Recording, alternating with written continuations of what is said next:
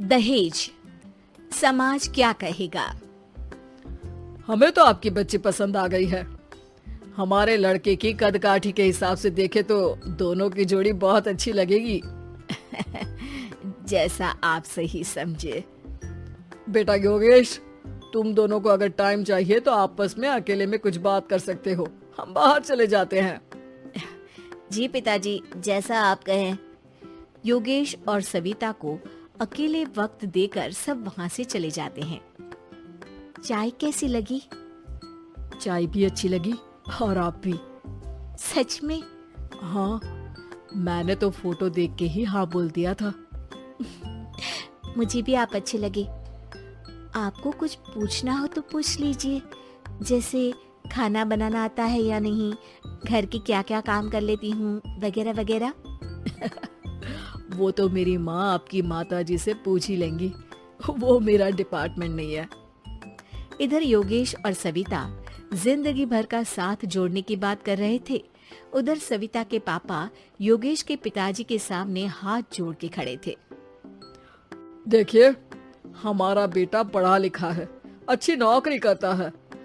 उसमें जितना पैसा लगा है कम से कम उतना तो मिलना चाहिए ना। 10 लाख से कम में तो नहीं हो पाएगा। बेटी हमारी बहुत होनहार है और 7 लाख भी तो कम नहीं होते हैं ना जी। अगर आप हमारी बेटी को शादी के बाद काम करने देंगे तो 3 लाख तो 6 महीने में ही कमा लेगी। हमारे घर में ये सब नहीं होता। औरतें घर संभालती हैं और आदमी बाहर के काम। जरा मेरी बात तो समझिए। एक कार देने के बाद 10 लाख रुपए नगद देने में हमारी कमर टूट जाएगी और इसके अलावा टीवी, फ्रिज तो देना ही पड़ेगा। शादी की तैयारियां, मेहमानों की पूछ परख, बारातियों का स्वागत। बेटी की शादी में बाप पर बहुत दबाव होता है जी। देखिए, हमारा बेटा कोई दुकान में रखी चीज नहीं है जिसके ऊपर हम भाव ताव कर सके और आप उसे कम दाम में खरीद लेंगे। 10 लाख से 1 भी रुपया कम नहीं होगा। ठीक है, जैसा आप कहे जी, पर आधा पैसा अभी और आधा कन्यादान के वक्त दे देंगे। अरे, इसमें भी किश्त मांग रहे हैं आप? हमने तो सोचा था कि अच्छा परिवार होगा आपका। अच्छा ही परिवार है देवनाथ जी, पर पैसों की थोड़ी तंगी है ना, वरना सब ठीक ही है हमारे परिवार में जी। देवनाथ वहां से अपने बेटे योगेश को लेकर चले जाते हैं और कुंडली मिलवाई जाती है। 36 में से 32 गुण मिलते हैं। जल्दी शादी का मुहूर्त भी निकल आता है। अब कन्या को बुलाइए। आओ बेटी, यहाँ बैठो, योगेश की बाई ओर। मंत्रोच्चार शुरू करते हैं। मंगलम भगवान विष्णु मंगलम गरुड़ध्वजा मंगलम। सविता के पापा सविता और योगेश के बीच में जाकर बैठ जाते हैं। बेटी, तेरी माँ को यहाँ बैठना था, पर तेरी विदाई नहीं देखना चाहती होगी शायद, इसीलिए पहले ही चली गई। बाबा, हंसी खुशी का माहौल है, रोने का समय तो विदाई के वक्त होता है ना, तब ये इमोशनल अत्याचार कर लेना। अभी तो मुस्कुराइए, कैमरा आसपास ही है। तभी पीछे योगेश के पिताजी आ जाते हैं। अभी तक पैसे नहीं आए आपके यहाँ से? उठा लूं क्या बेटे को? आते ही होंगे, मैंने अपने छोटे भाई को व्यवस्था करने के लिए कह दिया था। अरे तो जल्दी कराइए ना, वरना देर हो जाएगी। समझ रहे हो ना आप?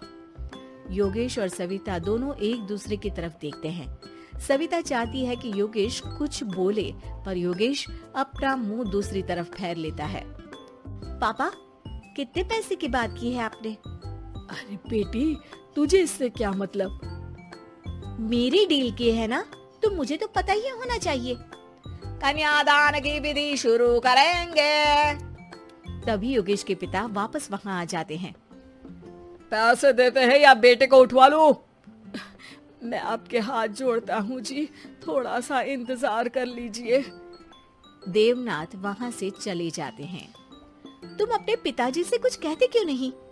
उनके सामने कोई आवाज नहीं उठाता।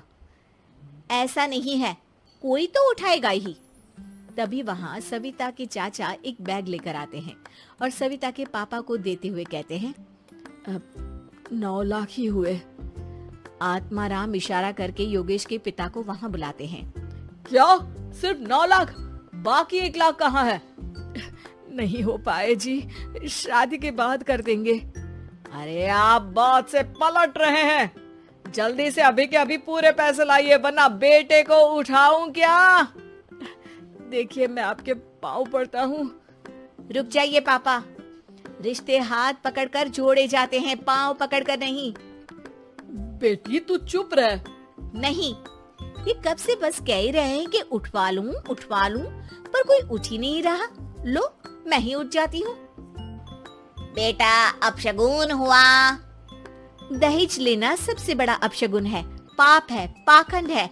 और योगेश, तुम्हें मैं पसंद हूँ तो कुछ बोलते क्यों नहीं? और तुम्हारे पिताजी, अरे देवनाथ जी, आपके नाम में ही बस देव है, काम तो आपके असुरों जैसे हैं। पर गलती आपकी नहीं, गलती मेरे पिताजी की है, जो आप जैसे लोगों को घर की दहलीज पे चढ़ने देते हैं। लेकिन एक बात साफ है, मैं आपके घर की दहलीज कभी नहीं चढ़ूंगी। अरे बेटा, समाज क्या कहेगा? यही कहेगा कि सविता के भीतर की माँ दुर्गा जाग गई थी, जिसने पापा के खिलाफ, गलत के खिलाफ आवाज उठाई। आसपास के लोगों ने जोरदार तालियां बजाई। समाज की तालियों से पता चला कि समाज क्या कहेगा। समाज ने सविता की बात को स्वीकार भी किया और उसको अपने सर आंखों पर भी बिठा लिया। सविता के पिता में हिम्मत जागी और उन्होंने कहा, देवनाथ जी, आप कह रहे थे ना बेटे को उठा लूं क्या? उठा लीजिए। हमारी बेटी को आपका लड़का पसंद नहीं है और हमें आप